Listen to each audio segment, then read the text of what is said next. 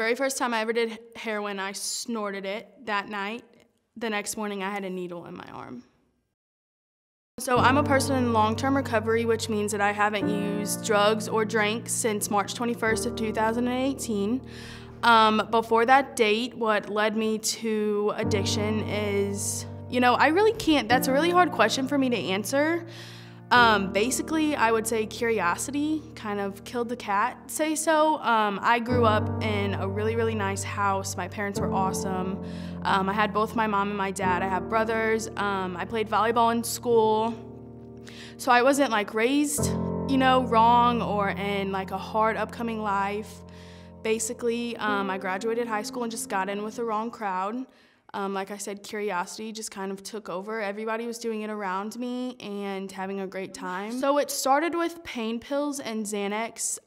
It was like a party thing, we'd go to a party on Friday, we'd eat a couple Xanax, drink a couple bottles, everything was fine. We'd get up the next day, do whatever. It wasn't like a continuous thing.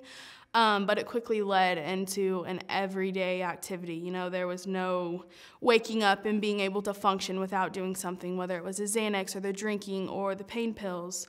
That lasted for a very short time for me before I actually got into heroin. I would say a month, super, super quick. The people that I was hanging out with and associating with were already doing heroin. So it wasn't new to them, it was new to me. But I wasn't quite that curious at that point yet. I just wanted to like dabble in the non-harmful stuff, so I called it. I didn't think it was harmful. I didn't think it was gonna hurt me. I definitely didn't think I was gonna become addicted and it grab a hold of me the way that it did.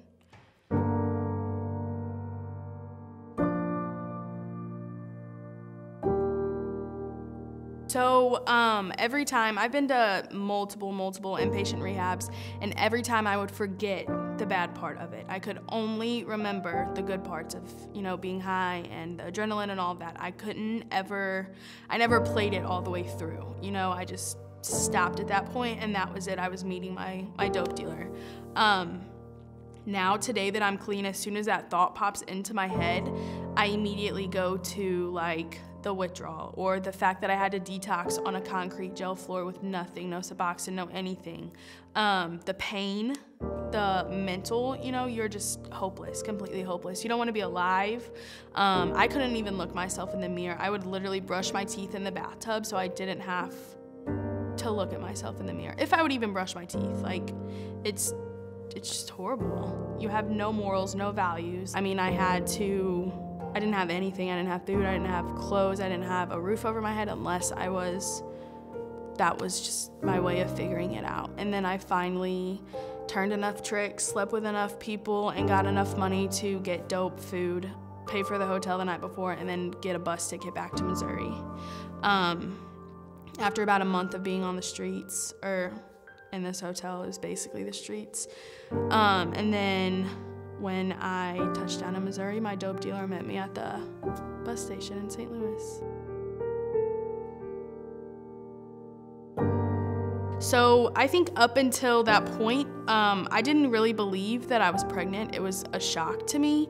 I didn't think that I could get pregnant. When you're using drugs, you don't have like a cycle, like a lady cycle. So I just, and I was prostituting all these times. I was not using protection and I just never got pregnant. So I just thought I was one of those girls that couldn't conceive.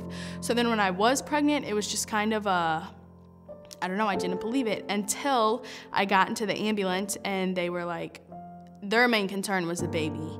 They were, trying to figure out if it had a heartbeat, and that's when it hit me that like, oh, they're searching for another heartbeat. Like they're trying to figure out if this human is alive.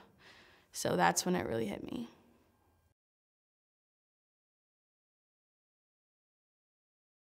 I had to find happiness in myself. I had to make a life in sobriety that brought happiness and joy to my life, and that was worth living.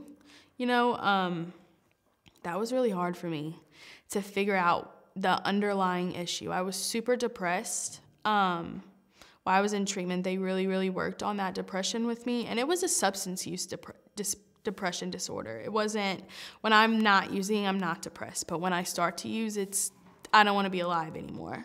So it's very serious when I'm using. and we got that straightened out. I think the biggest thing is I had to forgive myself, for all the pain that I put my parents through. Using while I was pregnant, that was a huge thing for me. I wanted a better life for him. His dad suffers with substance use disorder, and I knew that I was going to be the only one that would step up and give him the life that he deserved.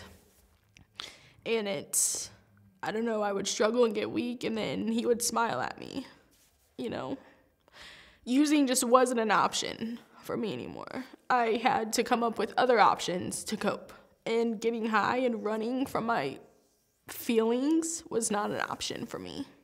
Thinking about detoxing on a gel floor and getting robbed and feeling like I have to prostitute myself for this substance. Like, it's just not worth it to me anymore.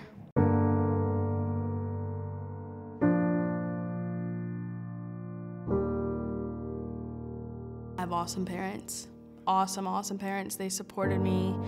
It didn't matter how many times I lied or did this, or they spent many nights crying themselves to sleep, checking my Facebook to see when I was active. That's how they knew if I was dead or alive, I can't even tell you how many times, me and my mom and dad, sat up in the middle of the night on their bed, just crying, Bailey, what did we do wrong? Where did we go wrong? Like I said, I grew up in a really coming up, nice house. I played sports. Both my parents were there, They never missed a practice. They didn't suffer from substance use disorder or alcoholism. I'm really blessed with a good family, Nothing that they did or could have done would have prevented me and the choices that I chose to make. Don't give up. If they're still alive, there's still hope. My parents were absolutely hopeless, and today I'm almost 2 years clean. I work, I'm a whole different person, but 2 years ago, absolutely not. They were planning my funeral, taking life insurance policies out on me. Just don't give up hope. Educate yourself. Unfortunately, the epidemic today it's insane. It's outrageous. Just educate yourself. Don't enable your child. I know as a mom, it's really hard to kick your child out and put them out on the streets. Set really tough boundaries and stick to them. Don't let your child know that you're weak, because they will walk all over you. I'm super guilty of that. My parents had actually stopped buying me fast food because I would take the fast food back and get money for it. There was no trust. They couldn't even bring me food anymore. My parents would say, you can't live here if you're gonna use. Therefore, they weren't kicking me out. I was choosing to leave because I chose to go use, knowing that the rule was I couldn't stay at their house if I was going to use. So I chose to leave. They did not kick me out. And the second that I knew that they weren't gonna stick to that boundary is the second that my addiction took off. So just set tough. They're so tough, but you have to set them and you have to stick by them. And sometimes you have to love them from a distance and take care of yourself in the process, because you can't pour from an empty glass.